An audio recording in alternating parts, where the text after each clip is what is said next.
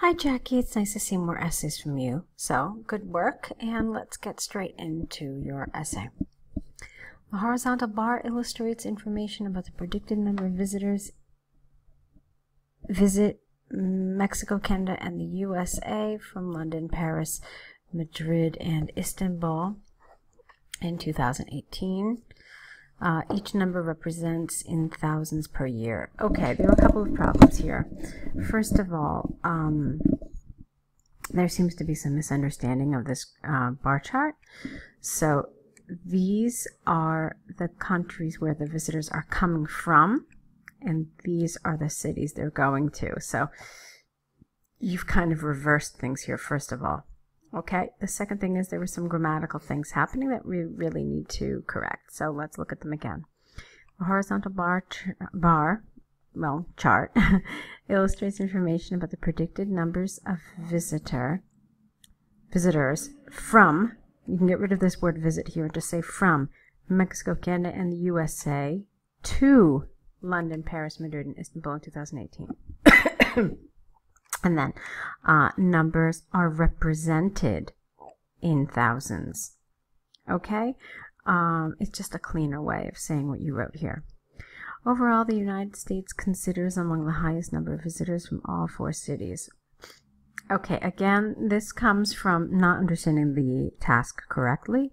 So it's more accurate to say overall, the USA has the most people traveling to these 4 cities, or the most travelers to any one of these cities comes from the USA, and the most visited city is Paris. So you could have said several things here, okay? First, in Mexico, Madrid outnumbers other cities almost 3 times as much, approximately a total of 62,000 per year. Okay, when you say, all right, I guess it's clear that you mean other cities that Mexicans are visiting. I suppose that's fairly clear. Is that okay? All right, that's fine. Compared, you need a D here, compared to the remaining cities, which only fall between 20 to 25,000 per year. Now, when you have a number in front, you don't need to put an S on the word thousands, okay? So it's just 20 for 25,000. So this, it's a little bit awkward here, Jackie. So let's make it instead, let's try this paragraph again. First, in Mexico, Madrid outnumbers other cities almost 3 times as much, approximately a total of, with approximately, that's what's missing, with approximately a total of 62,000 per year.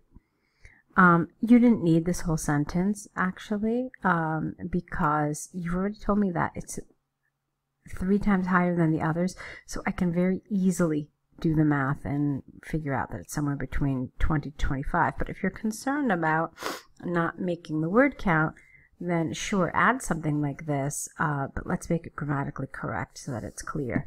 So it should be, in comparison, the remaining cities only fall between 20 to 25,000 per year. Okay, so you can see I made some changes here, essentially sticking to the language you used, but just cleaning it up grammatically. Second, Istanbul appears to enjoy visiting Canada more than the other countries. Okay, again, this is a misinterpretation of the chart, so really it should be, secondly, Canadians appear to enjoy visiting Istanbul more than other cities, reaching 65,000, again no S, travelers annually. However, Canada also has the least amount of travelers to Madrid, having only a sum of 25,000 annually. Okay, so, all right, fine. So that's why you mentioned Madrid, because it's the lowest number, and that's fine. Lastly, America undoubtedly attracts more tourists. Yeah, again. So undoubtedly, America has the most tourists traveling to the 4 cities. Specifically, Paris holds the top spot compared, you need a D here, to other cities drawing 100,000 tourists yearly. Then the numbers gradually drop, and it's not yearly because it's just for 2018, so I have to be careful there. It doesn't mean, and the same thing here, now that I looked at it again, here you wrote annually. It's not annually, it's just for this year. We don't know what's going to happen in 19 or 2020, okay? So be careful with things like that. It's just referring to this specific year. Okay, so then the numbers gradually drop from 80 to 65 to 60,000, no S, for London, Madrid, and Istanbul, respectively. Okay, it's fine. I mean, there were some areas where there was some lack of clarity, and obviously it's a big problem that you misinterpreted the bar chart, that you didn't understand who was leaving where to go where. But, okay, on the whole, I mean, you covered the purpose of the task, so let's move on then to your other writing assignment. Okay, Jackie, and here it is. Should humans adapt to technology? Should technology adapt to us? Is technology making us intellectually weaker or more intelligent? Here's what you had to say. In the 21st century, technology becomes, well, okay, probably is becoming more advanced and accessible than ever before. It is believed that the excessive will dominate our daily life. Okay, you need a noun here, so the excessive use, I'm not really sure what you mean, but you're missing a word here. Hence, some concerns whether people should adapt to technology or vice versa. All right, this isn't a question, so I don't know why there's a question mark here, and it's missing something. So, hence, there are some concerns whether people should adapt to technology or vice versa, and no full stop, no question mark here. Are we becoming, ing, ignorant or enlightened, ed, because of it? This essay will discuss both issues by using examples from computers and research studies by Harvard University. Okay, fine. Without hesitation, people should adjust to the digital world. This is largely because data information is what many believe as the future. People are advised to follow the trend, or else they will be left behind and not realize, note D, the advantages of using technology. Not use computer, but take computers as an example. The computer is used widely in our everyday life to manage, record, and store unlimited information. Compared, you need a D, to the traditional method of doing similar procedures, technology such as computers increases our work efficiency, convenience, and security. Therefore, it is clear, no ed here, that if we embrace the tech culture without this word here, we will be in better control of our day-to-day information. Okay, I mean, I can't really say that all of the sentences here were really linked together in a logical kind of way, but I mean, it's fairly coherent. So, fine. Let's move on then to the next paragraph, where you need to discuss if it's making us intellectually weaker or more intelligent. Let's see what you had to say. However, while most people consider digital devices, or how about this? However, while most people consider the digital device is the smartest creation, that it helps solving tremendous problems, psychologically, I think technology is also controlling our lifestyle and undermining our intellectual ability. Okay. So this part of the sentence is lovely, this whole thing where you start off with psychologically, but you needed to make this lowercase because you're not starting a new sentence. But this part of the sentence has problems, the beginning part, so let's clean that up.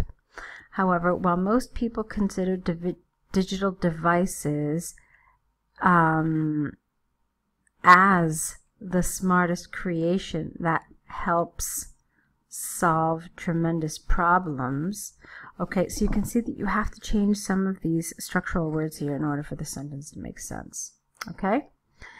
This is due to the fact that we over-rely and even fail to effectively use gadgets, or we even fail to have effective usage of the gadgets, although that's a little less natural to say to have effective usage. All right, you could have just said to effectively use gadgets. It's cleaner, there are fewer words, it's more natural sounding.